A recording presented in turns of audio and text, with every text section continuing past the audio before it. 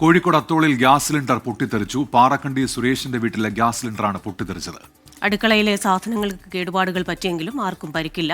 കോഴിക്കോട് നിന്ന് വിവരങ്ങൾ നൽകുന്നത് നിഖിൽ പ്രമേശാണ്. Nikhil, good morning. അടുക്കളയിൽ പാചകം ചെയ്തുകൊണ്ടിരുന്ന സമയത്താണ് ഇത് പൊട്ടിത്തെറിച്ചതെന്ന് മനസ്സിലാക്കുന്നു. ആർക്കും പരിക്കില്ല. പക്ഷേ ഇത്തരത്തിലൊരു അപകടത്തിന് കാരണം എന്താണ് എന്ന രീതിയിലൊക്കെ എന്തെങ്കിലും വിവരങ്ങൾ ലഭ്യമാണോ?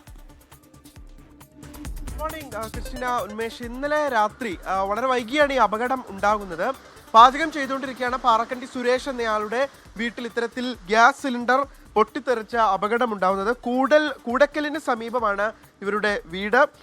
ഈ പൊട്ടിത്തെറിയിൽ സിലിണ്ടർ പല ഭാഗങ്ങളായി ചിതറിത്തെറിച്ചിട്ടുണ്ട്. എന്താണ് ഇങ്ങനെ പൊടുന്നനെ ഗ്യാസ് സിലിണ്ടർ പൊട്ടിത്തെറിക്കാനുള്ള കാരണം എന്നുള്ളത് ഇതുവരെ വ്യക്തമായിട്ടില്ല. പ്രാഥമികമായിട്ടുള്ള അന്വേഷണം മാത്രമേ ഇതുവരെ ആരംഭിച്ചിട്ടുള്ളൂ.